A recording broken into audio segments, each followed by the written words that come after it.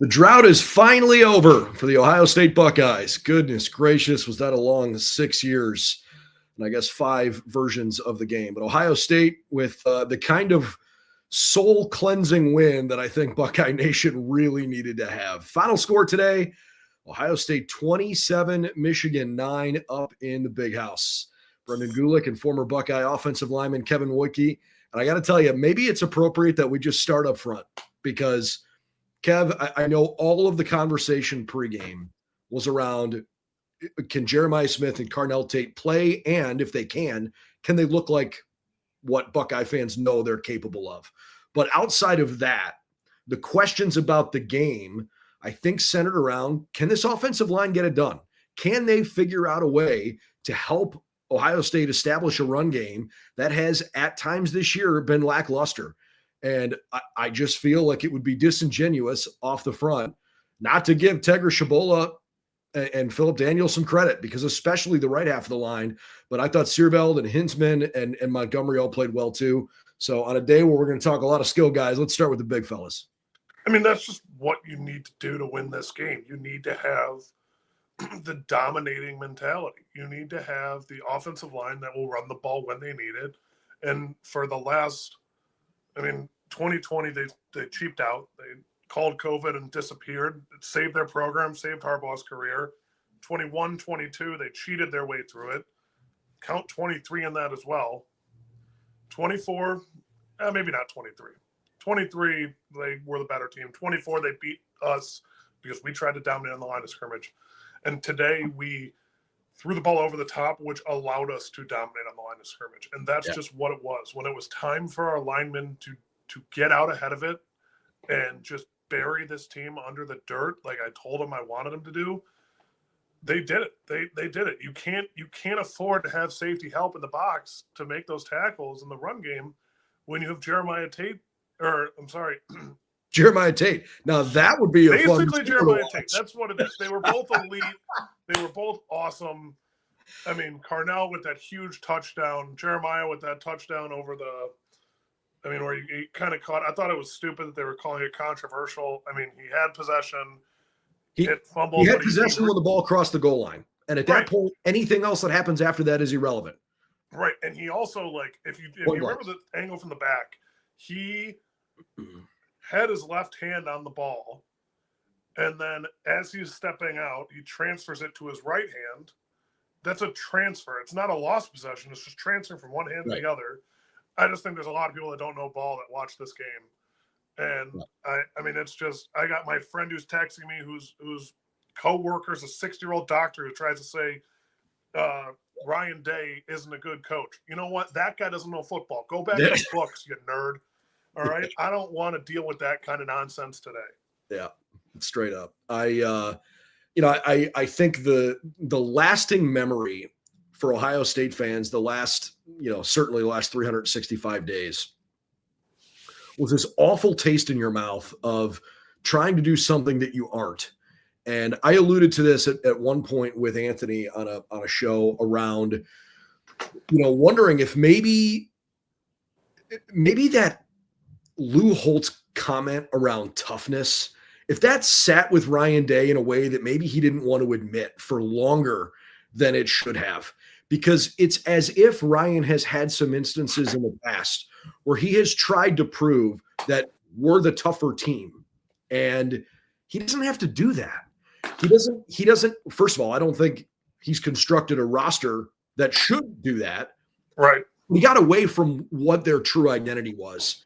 And admittedly, as I got ready for this game this week, I felt a sense of ease because it sure seemed like Ryan got the message after last year's Michigan game and essentially said, we're never going to stop being ourselves ever again. If somebody beats us by playing the way we want to play, fine. But they're not going to change who they are to go beat somebody. And ironically, they win the rushing battle today because they sucked the will out of Michigan in the second half on one of my favorite drives of all time, a 20-play, 81-yard drive that took 11:56 off the clock. And you could see it in Michigan's body language. They had no answer. They didn't. And that it looked like what had happened to us the last 2 years. really had, where they just ran for 6, 7, 8 yards a run and dominated. Like, I mean, that's the only way to put it, and that's exactly what we just did. We went out there and absolutely buried them. I mean, that drive encapsulated years of pent-up aggression. Sorry, barking dog. Years of, just questions about this team, this coaching staff, what they're going to do. I hope you can hear it. I can hear it. That's okay. Yeah, sorry about that. Maybe he's in the tunnel barking at Michigan. That was the other thing. Like, they were chirping at him the whole game. Like, they have this mantra of Michigan men. Like, here's the difference. What we did after this game is what they tried to be. We won with humbleness, with humility. We didn't disgrace their field, which, again, I think that's a little overblown. But to the point of, I mean, you had Brutus drawn, like Garrett said, MZ Garrett. I mean, you had Brutus drawing script Ohio, then crossing out the M.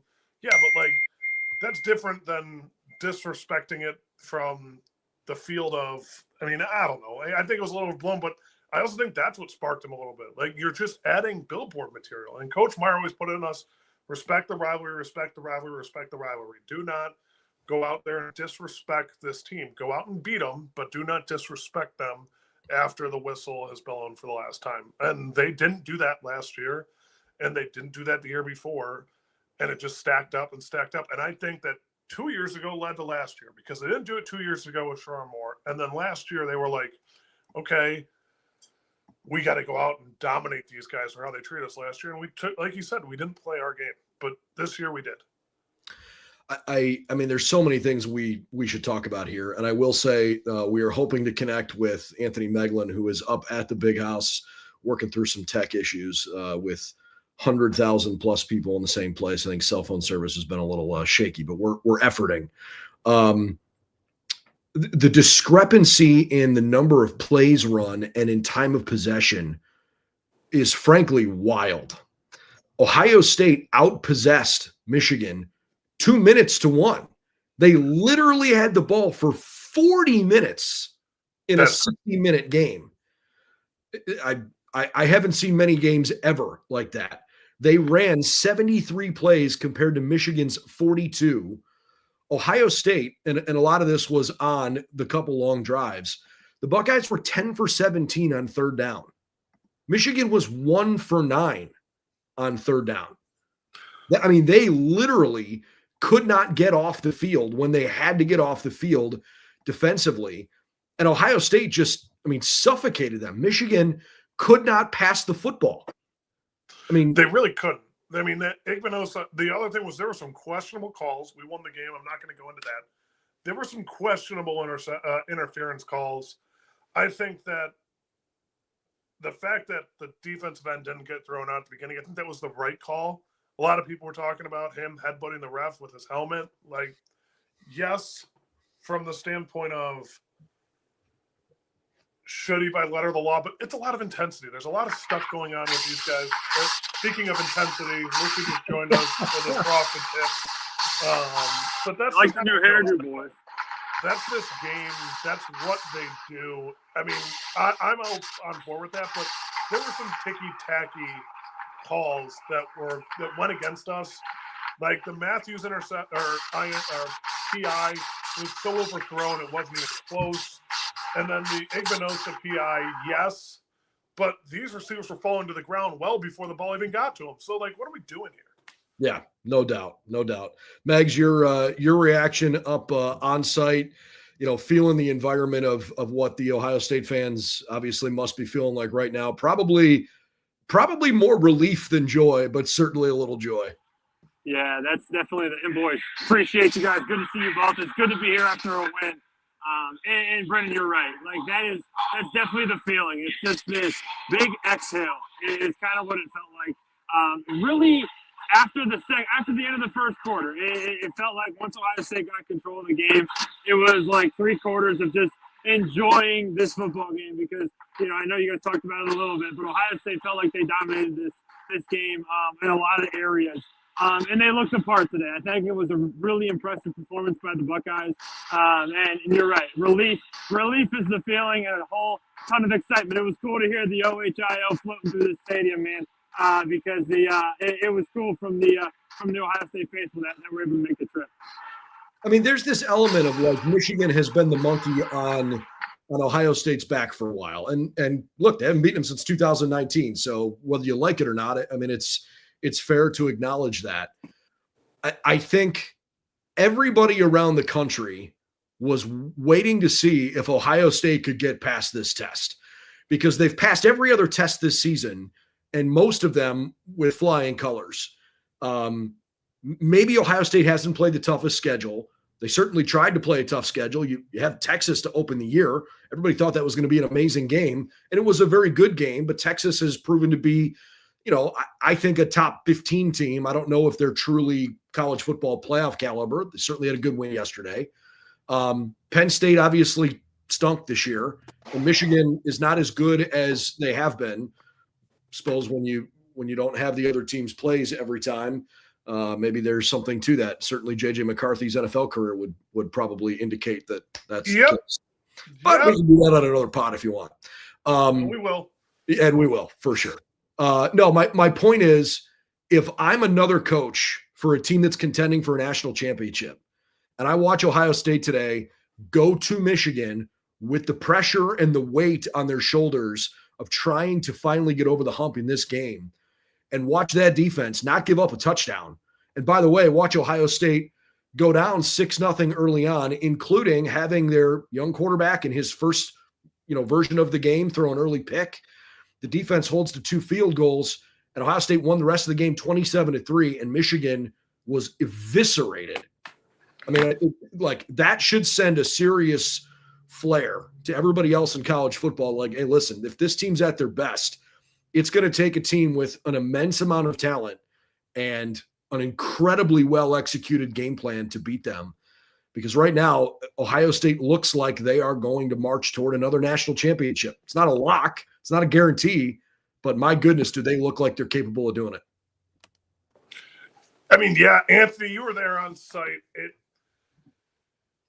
It looked like they're ready to go. It looks like they're the most complete team in football. I think the next hurdle for this team is next week. Can you bounce back after a big win like this and not stumble and not fall? Like, against Texas, it's really the bounce back against Grambling State. But, I mean, you can – how did they – did it look like they're being professionals out there? What did it seem like? Kev, that was really it, man. We've talked about it all year long, like how just mature and professional this team is. And the last question mark we had is, how are they going to respond to adversity? They haven't seen adversity. Like, let's just tell the truth. They haven't seen adversity since August, right? Where they have a tough, hard-fought game against Texas, and then they're able to just kind of roll through the rest of their season. That's 3 months of just like, hey, just taking care of business. And they haven't had their backs against the wall. What happened immediately today? Boom, 36-yard run up the sidelines. You're down 3-0. Your quarterback, who hasn't struggled all year long, throws a pick. All right, backs against the wall. What's it going to be? Julian, how are you going to respond? And he responded in flying colors. He started the game 0 for 2, and from that spot, from that interception, I think he was his next 15 throws. He was 13 of 15 for like $180 and 2 scores maybe. And it's like, all right, that was the final test I needed to see from Julian Sayin. And I just can't get over just how just composed and poised and the moxie that kid has. I mean, he's an 18-year-old. He's a child, and he's in a tough environment. In the first snow game he's ever played in. His kid's from California, and it's cold. I mean, it's bitter cold. It's snowing. He throws a pick on his second throw, and he responds in the most mature way possible. I'm just so impressed by him. And that, for me, that was the final straw. Like, what was the last thing we needed to see? We saw it today. And man, these Buckeyes, I don't know how you beat them. I simply do not know how you beat this team. They're so good on every level. I'm curious, since you guys both played, I'm curious from your perspectives how you felt about the way Brian Hartline called plays today, because I saw some early in the game, I saw some stuff on social media where people were a little like uneasy. Hey, open it up, let it rip. And I felt like he called an awesome game. I loved the game plan, but I want to defer to you guys because you've been on the field.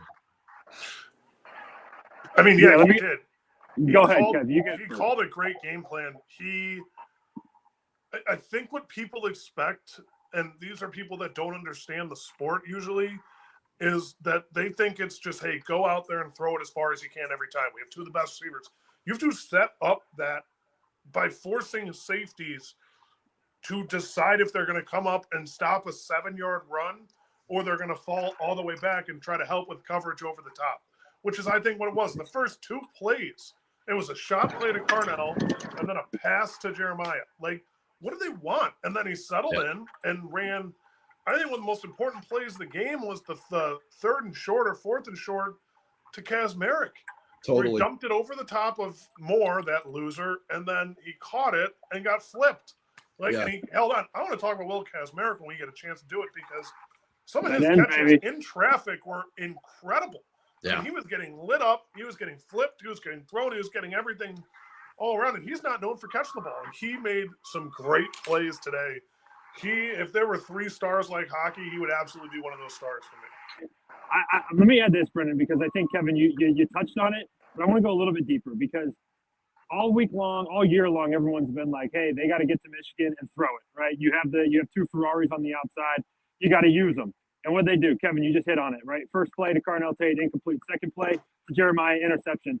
And then it was an immediate, which I think is really impressive. It was an immediate, not an abort of the game plan, but, hey, we don't have to do that quite yet. Let's lean on Bo Jackson. Brendan, maybe you can pull up Bo Jackson's numbers in the first quarter. But I think, their first 2 drives that they scored on were all because of Bo Jackson. He had a couple long runs. He had a couple long catches. I think back to that. I think it was a catch up the right sideline where he had a sweet juke move, got the linebacker to stop his feet, broke contain of a safety flying down, and was up the sidelines to set up 1st and goal. And you're like, oh, yeah.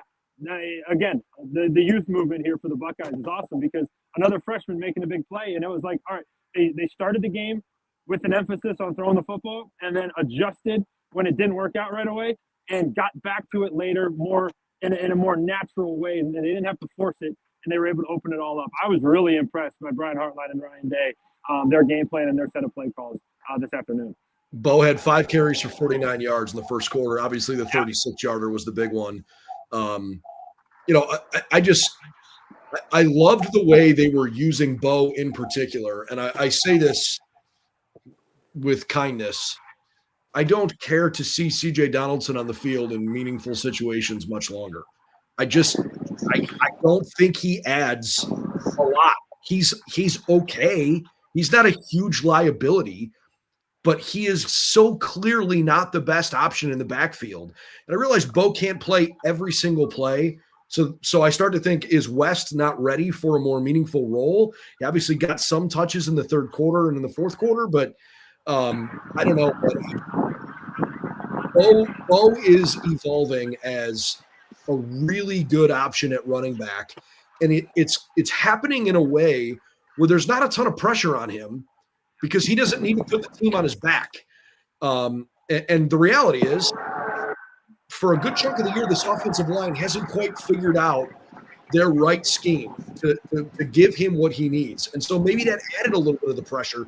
Today, when Michigan realized that Ohio State could move the ball whichever way they wanted, and the offensive line stepped up, I really thought Tegra Shabola finally played a good game today. For the first time in 12 games, he finally played well. I'm glad he showed up. Yeah. Let me just jump in real quick because on the Bo Jackson story, I think it's really important because think back to last week, he fumbles on the 1-yard line, and typically for a young player, that's like the jailhouse, right? You're gone. Right? You don't get many opportunities, especially at Ohio State, right? You got every back in the state of Ohio and in the country wants to be that position, and you fumble at the 1-yard line. You don't get many second chances. But what that told me today is they trust him. They let him fail, which is 2 really big things. And then he capitalized on it. He grew and got better because of it. And I was just so excited to see that from him. And he's proven week after week as the year's gone on that he's got running back 1 potential. And today was just another step in that journey to show that, hey, I can be the lead back. I can be a 3-down back. I can make catches. I can make big runs. And I made 1 mistake last week, and I've moved on from it, and it won't happen again. I was really impressed.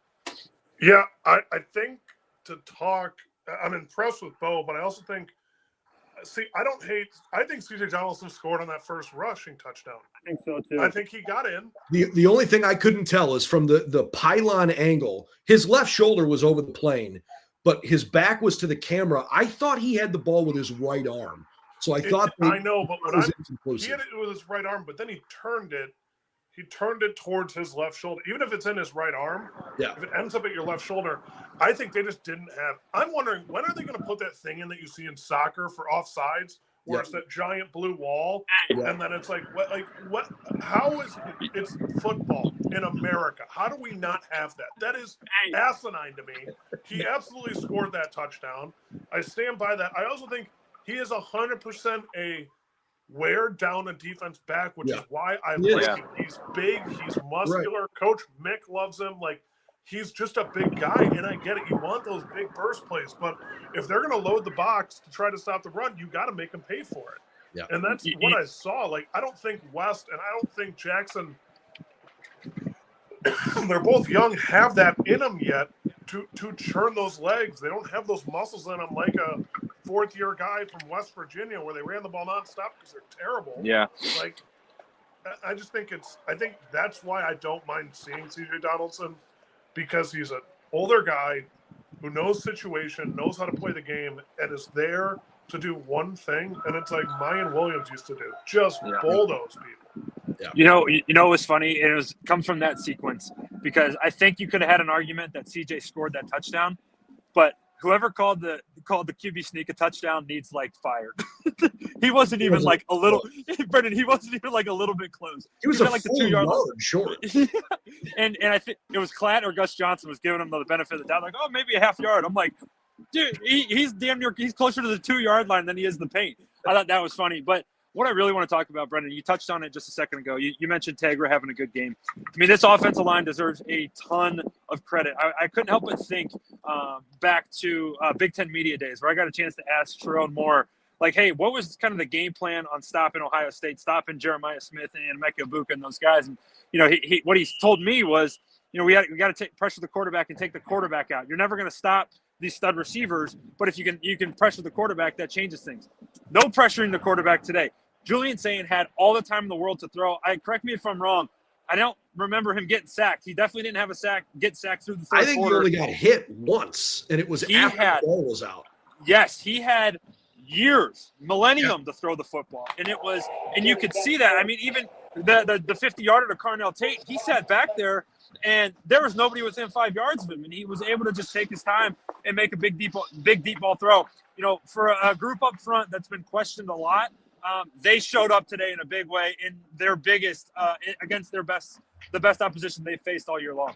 Mags, I think we said this right before you joined us, so I want to give you a chance to react to this in case you don't know this. The final time of possession in this game, Ohio State had the ball for 40 minutes in a 60-minute game and ran 73 plays compared to 42 for Michigan. And it wasn't just the 20-play, 81-yard drive. After the INT, Ohio State kicked field goal, touchdown, 11 plays, 69 yards, 10 plays, 63 yards, 11 plays, 87 yards. Those three drives took 16 minutes, and then 12 minutes off the clock in the 20-play, 81-yard drive. I mean, Ohio State was 10 for 17 on third down. Michigan was 1 for 9. This game was not close. The 10 for 17 on third down, you talk about it, those are the money downs. Those are the gotta-have-it situations, and Ohio State was money on them today. I think back to the first quarter, Carnell Tate had 2 third and medium first down catches, a 3rd and 6 and a 3rd and 7, where he made big catches, and it was like, oh, when he's back playing, that's the element. They showed on the TV just a solo cut of him running a route, and the respect that you have to give him and Jeremiah to go vertical on 3rd and shorts is crazy, enough so that they could just run a simple hitch route and move the sticks. Think about that 4th and 5, the big touchdown to Jeremiah. He just ran a sluggo. He ran it at the line to gain. And what does every cornerback do? He goes in on that slant route. I'm going to break on it because I'm trying to stop a 4th down catch. Boom, 1 foot in the ground, up the field and up the sidelines for a touchdown. That gets back to the play calling that was really strategic, but also too just executing in those gotta have it situations. Ohio State was money today, 10 to 17. It felt like that feels exactly right from what you could just feel from this game and how they dominated the time of possession. Obviously we haven't seen or heard Ryan Day's post-game comments because we went live here 25 minutes ago. But I have to imagine that he feels more of a sense of relief than he does joy. I'm sure there's joy. You finally win the game that you want to win. You beat your rival. You're 12-0. You're going to the Big Ten title game. And by the way, what will probably be number 1 versus number 2 nationally. And, awesome. and let's also call it for what it is. Indiana's legit. And they're going to be, in my opinion, a way tougher test than what Ohio State saw today. They're certainly playing a quarterback who is 5 times the quarterback that Bryce Underwood is. And they've got a good defense. So it'll be fun to get into that matchup here throughout the course of the week. But I just have to imagine that there's a sense of relief. And Megs, I know you were kind of getting ready here for postgame. I don't know if you heard this when Ryan was on postgame with Jenny Taft. You know, she basically said something to the effect of, how are you going to celebrate? And Ryan kind of deadpanned at the camera and pretty serious said, we're going to win with humility. And I thought there was some element of like, maybe that's a dig at Michigan, maybe not, but maybe it spoke more to what he went through last year and these last several years, and how maybe there's a part of him. It's like, listen, you live this game every day, you want to win it, but like, I don't want even my worst enemy to have to go through what I went through this last year. Maybe there was some of that came pouring out of him too. Maybe. I don't see. I think that's a direct dig at a team that is classless and doesn't know how to win the right way, whether it be with sign stealing, whether it be with an outright win like they had last week and could have just walked off and we just would have had to sulk in it. And now it's like, okay, another bulletin board material. You guys don't know how to win with humility. You don't know how to coach. They're going to fire this guy in the offseason. I'm calling it now. The only way he saved his career last year was that win. He didn't win it this time. Not a chance he sticks around unless he's at the OC or O-line position. They're going to go out and get someone, because I'm telling you right now, they're not going to pay $13 million for a quarterback with a coach that doesn't know what he's doing. You're probably right. Yeah, Brennan, I think I can't add much to that. That's beautifully well said by our There's Buckeyes. no flag plant. Okay, I get it. Well, actually, I see the good side of people. What do you want from me? Kevin's nah, I'm all about the petty stuff. Well, but that's a good point. Like, you forget, I don't know how I forgot, but you forget last year the celebration that happened on that field, man. And yeah, that's pretty cool by Ryan Day. It's not a surprise though. You know, they've done it a lot. It's a professional group. That's the only way. That's the word that always comes to mind every single week. And they just do everything the right way. And even in victory, in their biggest win in the last 5 years, they're able to do it with that too. I mean, no surprise, but still really cool from our head guy. All right, one from each of you, and try to pick somebody different. Whoever goes second. Who's your defensive MVP? Kevin, you're up. Defensive MVP. Honestly, he didn't really do a whole lot in the pass game, but he made a lot of tackles in the run game. Caden Curry was around the football a lot today, especially on those first few drives. He was making big plays, and they're not going to show up in the stat sheet. I don't know how many tackles he had. I don't know if I can look that up quickly. He only had 4, but he was taking up blockers. He got held a lot, but it just. I mean, that's my MVP. I don't even know what's being said out there. You can hear probably. Are you laughing at me? Oh yeah. Yes. Yeah. We got a solo. We're gonna go pan. Let's see if you can see him up there. He's getting a little dancing. Who's got it better than us? It's the Buckeyes today. But I wrote about this, Brennan, and you know, I thought for the first time all year, I guess in a big game, no one really stood out on this defense. And I think that's such a good thing, because I think everybody played really well. Ran 43 plays. What did you want? Somebody had 10 tackles? That's the thing. Like, you look back in all these games, and like Sonny Styles has 12 tackles, or Arvell Reese has 3 sacks, or whatever it may be. Today it was like everybody just kind of did their job. And for me, I'm going to go with Arvell Reese, and because he's become known to be this elite pass rusher, right, where he can get after the quarterback. But today I thought you saw him play linebacker a couple times. Like, he covered. He had one play that sticks out to me where the running back kind of escaped to the flat, and it was a completion. Underwood hit the running back, and boom, there was number 8 right there. And I was like, wait, we haven't really seen that out of him. We've seen him get after the quarterback with reckless abandon, but we haven't really seen him play the linebacker position. And I thought he was really good today. I thought everybody was really good, but I'm going to go with Arvell Reese for that for me. I feel like it's low-hanging fruit to say Caleb Downs. We left that one hanging for you, bro. Well, thanks. Yeah. To me, it wasn't so much about what Caleb statistically did.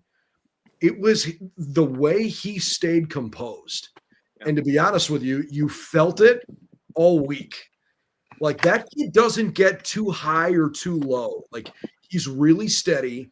You trust his presence. You know he's going to execute his job well. But, like, early in the game, the way he was organizing the secondary, you knew he was on it. You knew he was prepared. He was reading the offense well. Yeah, he stepped in and he made a couple of nice plays, but I just thought he fulfilled his role as the quarterback of the defense today.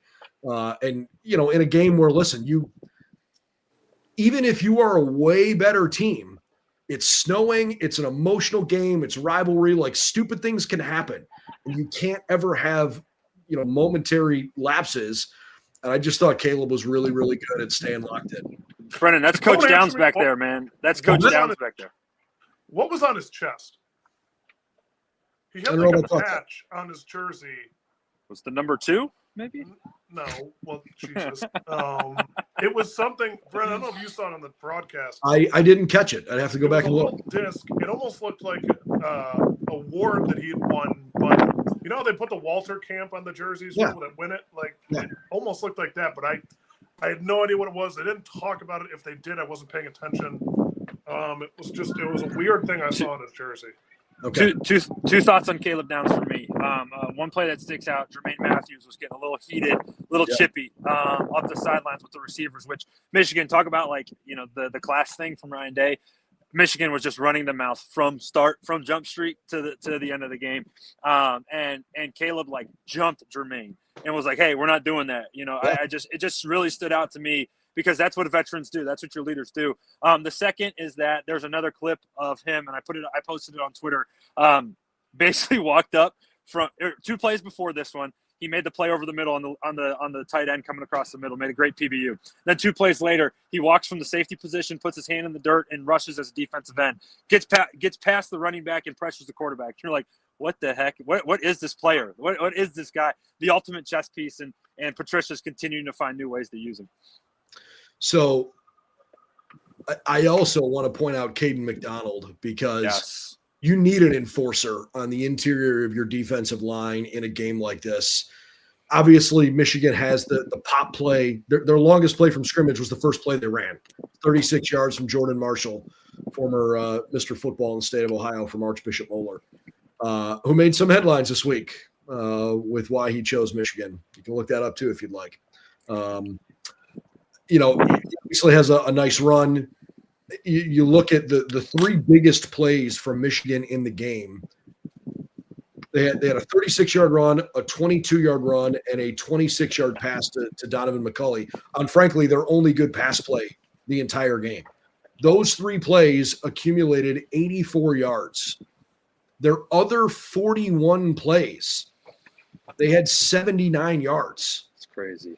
That is completely ridiculous. I think a lot of that has to – the reason I'm bringing up Caden McDonald regularly had double teams. He was right over top of the nose – right over top of the ball as the nose almost the whole game. And just played a role today that won't get a lot of the, like, national media praise. That kid played like an absolute monster, and you need that in a game like this. You do. You really do. I mean, that's the only way to put it. I'm sorry, I looked up his stupid comments this week. He wants culture. I don't know what he really wants. The culture that's built there is. And then he said, so did Tony Alford, which is why he left. I'm like, Tony Alford. I did love Coach Alford as my coach. He was an awesome coach. He was a great guy to me. A lot of fun. But yeah, I think him and Coach Day probably didn't see eye to eye on some things, and that's what led to his departure. And it definitely bodes why he went there for that reason. But you know what? To each their own. You don't always like who you work with, and sometimes you got to change jobs because of it. But I don't know. That's such a cop-out way to do it. It's, hey, how do I make this sound like I didn't make a bad decision? Oh, it was about culture. Like, okay, it's such a cop-out answer. Like, you chose the culture of a team that was cheating. Good.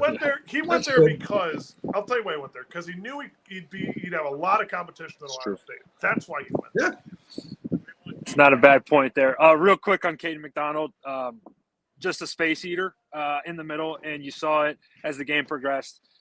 He would be the thought of having to block him for 60 minutes straight and 4 quarters straight, like, would make me uncomfortable all night. Kevin, you're the offensive lineman, man. Like, I couldn't imagine. Like, hey, you got to block this 380-pound dude who just, like, is athletic as heck and has the best hands you'll ever see and is strong and gets to the running back. Like, he is such a good player, and he's continually showing, like, week after week, like, he's one of the key cogs in this defense and why it's so successful in all phases, specifically against the run. Yeah, I mean, we talked about it on Wednesday's show, Anthony. Yeah. He was supposed to be this guy last year next to Tyleek, but he wasn't. And they went with Hamilton instead. And I think Houston had a great tackle as well that is going to go overlooked, where it was going to be a first down most likely. And Caden overran it. Caden Curry overran it. And Houston just kind of grabbed him and just spiked him into the ground with the 2 yards left on the play. Like, that was a drive-saving tackle. And that's another example of it. Like, this defensive line is so deep where – we didn't need Caden McDaniel last year because we had Tyler Williams. We need him this year, and you know what? He's delivering on what he needs to deliver on. I mean, I think people watch him play and think, like, yeah, we've got a mean, good interior defensive lineman. I don't know if everybody really appreciates how freaking big he is. Yeah. You know, you watch him warm up, his quads are enormous. Like, he has the strongest lower half. I would imagine if it's not number one, he's got to have the strongest lower half on the team. And it goes – Anthony just eats space. It goes unnoticed with some of those big guys because they get this bad rap of just like, hey, they're big, they're, you know, whatever. They're so athletic. He is so athletic. And to be able to move at that size and to move other human beings out of the way and make tackles the way he does, special player. And you know what he does? He makes the linebacker's job really freaking easy because he takes 2 guys to block him every single time. That frees up your elite athletes, Sonny Styles, Arvell Reese. It's all connected, man, and it starts up front. Have we even said Matt Patricia's name? No. Man, the pencil is 1-0 in the rivalry game. Do you think he just loves coaching college football? I mean, better than Seems like it. He did. Better than what that loser did at Penn State. But – I mean, I've been unloading the clip today. Why not? The holster is empty. Like, why not? These people are just so dumb. But I mean, my take is Matt Patricia is I think he might be a literal genius or a legal genius, whatever the right term is. But Coach Meyer talked about it pregame. DC, OC, head coach, and GM at different points in his career. What an unbelievable skill. Like, he sees the football game from every aspect, which is what is incredible. And you saw it. Like, Jim Knowles couldn't adjust to them burying us in the run game over the last few years, at least the last 2. He just couldn't do it. And then you look at this year where, it looked like that first drive. I'm like, I won't lie, first drive I said, like, are we really going to do this again? Mm-hmm. And then they just adjusted. They changed up the defense. They went more heavy on the odd front and made that center have to block a nose tackle head on almost every play. I don't know who 51 is, but I saw him in there, 52 for one of the first times this year. But, like, that's what you need. You need those adjustments. And he's fine to watch it because he's done it at the next level so many times. He's like, all right, this is what I'm seeing. Let's move. We've practiced this. We're prepared. Let's go. The most prepared team wins every game. And we were prepared by having our defense ready to go to stop that run if needed because we had faith in Matthews and Igbenos on the outside, Caleb Downs to come up in the run game to corral Igbenoso from getting – I mean, him ripping that helmet off at the end was just chef's kiss. Fantastic. On that interception, which I don't even think he meant to do. It just kind of – No, he got lucky. It went through his hands. He was blind to it. The ball hit him in the gut. He happened to keep his hands It's like the Penn State one last year. Like, he didn't really get to pick that one off. He just – his hand came down and crashed the ball. Like, it was incredible. But, like, And he went nuts, which is the perfect person to have that happen to. Like, He's just, a lunatic. he's letting him know it. He's letting him have a time. I love the long snapper on the punt. The ball was probably not the best decision. Yeah, it was just kind of sitting there. Ryan was so pissed. He was so mad. He just slapped it in their sideline and ran away. I'm like, that's awesome. Like, good for you, kid. One thought on Matt Patricia, just like I kind of said it in jest about him. Do you think he just loves coaching college football? And it's because like I was very on all of our sites. I was very against the hire when it happened. Like I was like, we're just hired a guy who has never coached college football before ever, and he's come in and not only just like if he would have came in and just been like an elite play caller, that'd be one thing. But he's like bought into each of these players. Like every clip that I see of him pregame, or the one that stands out to me is when Jeremiah limped off the sidelines against UCLA. It was Matt Patricia that put his arm around him and was like, "This is a guy who this isn't a stepping stone for him. This is a new adventure for him, and he's taking full advantage of it. And he's got this defense playing at such a high level, and they're doing NFL stuff at the college level, and it makes it damn near impossible for opposing offenses." Yep. It's such a great point. And, you certainly weren't alone. I didn't really have an opinion because it was just kind of like, well, I mean, when he's been good, he's been really good. When he's been bad, it's blown up big time. Obviously, he won the interview, right? Ryan was in a position where he could go pick who he thought was the best guy available. And Matt Patricia wowed him enough. And boy, has that been a slam dunk home run hire. I mean, it has. And the other thing is he really hasn't been bad when he's in his comfort zone as DC. Sure. He was bad at OC. He was bad as a head coach on a bad Lions team, for that matter of fact, too. Yeah. But, like, you can't coach defense and head coach in the NFL. It just can't be done. You can't call plays and be the head coach. It's impossible. And then he's back in his comfort zone. He's back in his element as the general, the DC, the used to be puffball with the black beard. Now he's slimmed down, got the pencil and the laminated sheet, which is hysterical. But that's I just want to keep talking to see how long Anthony has to stay out in the cold. I was literally, the next question out of my mouth was going to be, Megs, how you feeling there, bud? I feel great. Sorry, I'm shaking a little bit. We've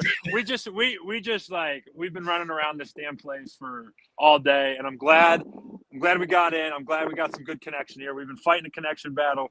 So I appreciate you two jumping in to start this thing off. But, man, cool. Just a really, really cool day for Ohio State, and it's fun to be here and be a part of it.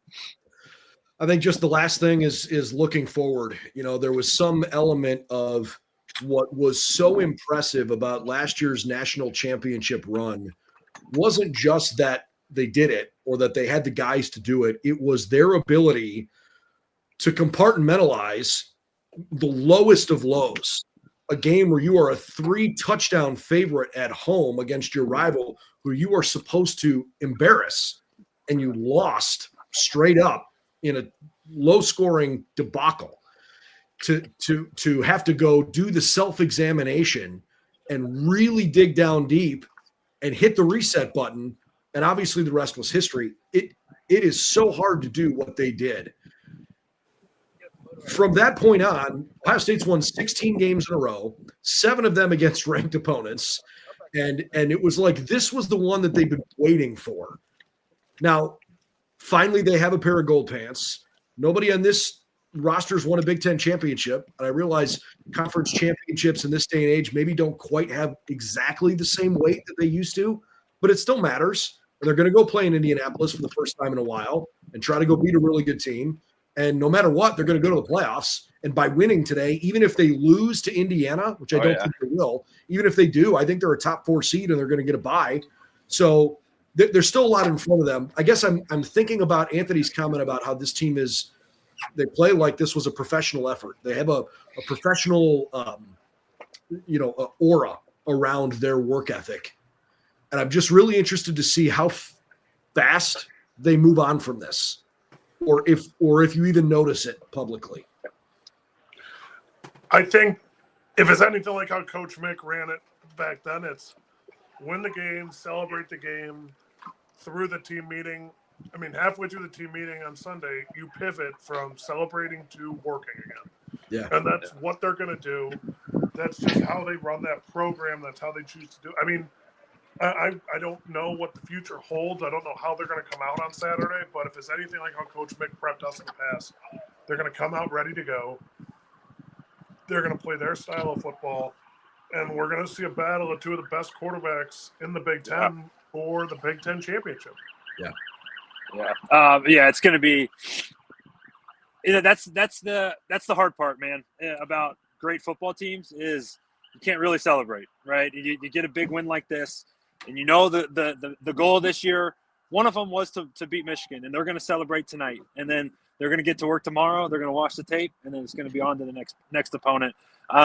In this team, that's not going to be a surprise to this team. Think back to the offseason when Caleb Downs ripped off or told Coach Day to take down the national championship stuff because it wasn't this team. This team, this is one step in their goals. Their goal is to get back to win a national championship in Miami. And like Brendan, it goes back to it. It's the only word every single week. The word that comes to mind is these are pros. These are 18 to 22-year-old pros, and you're going to see it. You're going to see it again, next week when they flush this one. They get this win out. They celebrate it. They flush it, and then they move it on. That's part of why that's part of why they're so good. Well, I'll close our show here by kind of circling back to where I started. I mean, it felt like in a lot of ways Ohio State emptied the clip in this game. It wasn't supposed to be the kind of game where Ohio State just ran all over Michigan, although the game dictated that Ohio State could run the ball, and they did it effectively. And so at the end of the game, you're going to say, well, gee, they ran it like crazy. They ran it because they were effective through the air, and they got the push from the offensive line. It wasn't because they were trying to do what they did last year and be a run-first team. And in doing so and in winning this way, I feel like this was a soul-cleansing win for Ohio State and for their fans in a way that they pretty desperately needed. Yeah, that's a great way to put it. I mean, that's just what it is. It's a win. It's a victory that these fans, these players, Coach Day needed. And, I mean, the next step is leave no doubt. I mean, they said it last year, leave no doubt. They should have gone wire to wire this year as number one. They didn't because they overvalued Texas. They overvalued Penn State. That's the reality. If they could go back and change it, they would. They were the best team in the country from snap one, and they're the best team in the country right now. So they just need to go out and leave absolutely no doubt in anyone's mind that this is one of the best teams to ever step foot on a college football field. I'm going to cut the clip there because you two just cut a really great promo. And I'm going to ask Kevin if the sun's a little too bright down in Hilton Head, or would you miss this? Do you want the snow? I do miss it a little bit. I'd love to be in the snow right now. You're sick. You're sick. It's like 70. It's like 50 degrees. The sun. You golfing tonight? Good. You golfing tonight? I'm a little surprised. I'm honestly a little surprised Kevin didn't show up to this pod with a little brown water. Oh no, I have a glass of wine. I didn't know when I should put it on when I shouldn't. I mean, I got a glass of wine sitting for me downstairs. Did you get I think you got sunburned. I think you got sunburned just in the recording of this. I did. You were shielding the sun. It was coming through. I'm happy, bro. I'm happy for you, man. I'm really. Oh, it's the best. But I got an inch on my head. Played the ocean course yesterday, feeling good. Oh my God! Can you even count as high as many shots as you probably took at that place? No. Hold on. I shot 99, and that's good for me at an ocean course. And right from the 4,500 yard tees or what? I think it was like 6,900 yards or 7,900. So the driver was hitting yesterday, boys. It's the only way to put it. Driver was hitting. So was the wine. It's going to hit again after this. Great to jump in. So good. So good. Well, Moeglin, we should let you get home before it looks like it does at Minnesota, where they are playing in an absolute whiteout blizzard. I have a feeling I'll see Cleveland on like Monday or Tuesday. That's what I got a feeling for. What a win. Ohio State gets right.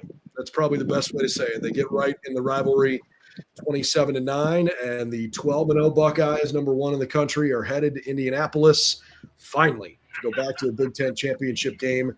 They're going to take on the Fighting Curt Cignettis. We'll find out if the Buckeyes can get it done against the Hoosiers next Saturday. Lots to go through this week as we break down the film and as we preview the Big Ten championship game. For Anthony Moeglin up in Ann Arbor and for Kevin Woike down in the sunshine in South Carolina. Brendan Gulick, we'll see you real soon. Buckeyes, a big win. So they get it right in the rivalry game.